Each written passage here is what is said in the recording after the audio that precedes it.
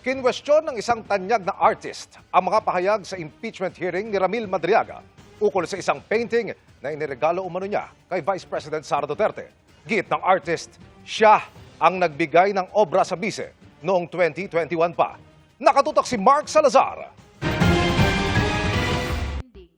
Sa pagharap ng nagpakilalang dating aide at umano'y bagman ni Vice President Sara Duterte na si Ramil Madriaga sa pagdinig ng House Committee on Justice kahapon, kasama sa kanyang ipinakita ang ilang larawang nagpapatunay anya ng kaugnayan niya kay Vice President Duterte. Kabilang narito ang screenshot ng video conference kay Duterte, kung saan kita sa likod ng bise ang isang painting na iniregalo umano niya sa bise. During our video conference, I also noticed the painting I personally gave her as a gift. Sa clarificatory questions ng mga mambabatas, sabi pa ni Madriaga, gawa raw ng estudyanteng kanyang pinag-aral ang naturang painting. Nagregalo po ako sa kanya ng isang painting niya na ginawa po ng isang scholar ko sa Laguna.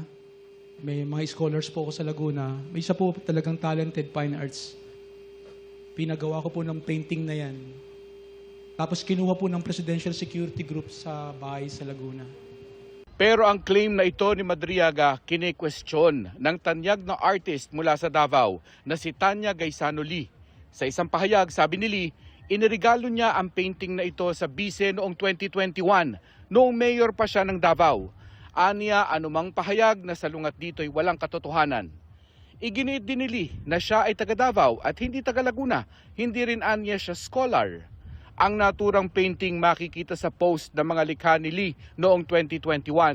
Kung ikukumpara sa screenshot na ipinresenta sa pagdinig, kita ang pagkakapareho ng mga ito. Ang naturang painting shinare din ni Duterte sa isang Facebook post noong 2021, kung saan katabi niya ang naturang painting. Sinusubukan pa ng GMA News na makuha ang panig ng kampo ni Madriaga. Mark Salazar, nakatutok 24 oras.